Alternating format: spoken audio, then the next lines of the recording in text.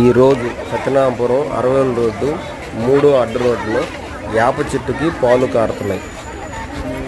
భక్తులందరూ వచ్చి దాన్ని అందరూ వీక్షిస్తున్నారు.